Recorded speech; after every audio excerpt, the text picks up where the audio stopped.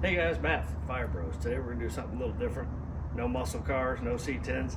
Today I'm going to show you how to convert your 3/4 ton Dodge, make cab, whatever, with a 2-piece drive shaft into a single drive shaft. Step number one, contact whoever's going to make the drive line for you. I'm having a local company do it here called Phoenix Driveline. You can order them online. I've seen it too, and they'll tell you how to measure it. Just give them a call and figure it out. Write down your measurements, which I've already done. Number two, the most important step of this whole thing, chalk your wheels. Because once you pull the drive line off, you don't want it running you over. Get your tools ready. That's it. I'll save you some time. It's metric, it's 15 millimeter. So I have box end wrench, sockets, assortment of different size bars, breaker bars, because they're going to be tight. So let's go into there and start pulling that stuff apart.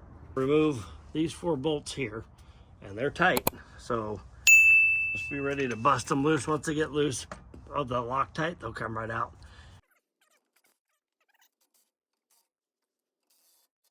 As to pull these bolts out, I have to remove them while I'm holding this drive line to keep from hitting me in the face. We'll just slide that right out of there. Obviously that carrier bearing is going to be gone. So the next step we're going to do is take that off. You cannot forget to take that off, because if you do, as soon as you're bottom out your suspension or put a trailer on, you hit a bump, it is going to smash your brand new $8,000-9,000 aluminum drive shaft, and you'll be doing it again. So very important, take that off. I got my drive line back. I should say finally. It took about a day and a half. That's it. One piece aluminum. Took my old drive line to them. They removed both ends and welded these on. Replaced the U-joints where they're there. I have my bolts out.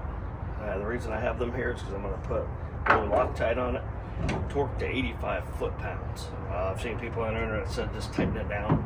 Well, if you own one of these, use one of these. There it's 15 millimeter, so I have that and a box end wrench. So should be able to just slide this in, put those bolts in the back, and we should be good to go.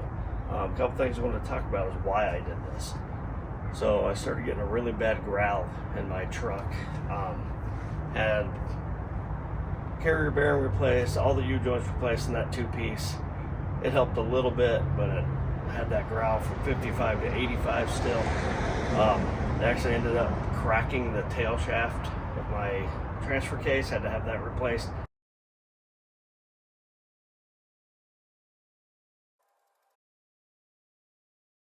You can see right there where I took off. So I can zoom in a little bit. Where I took off that carrier bearing brace, you'd smack that pretty easy. So again, don't forget to take it off.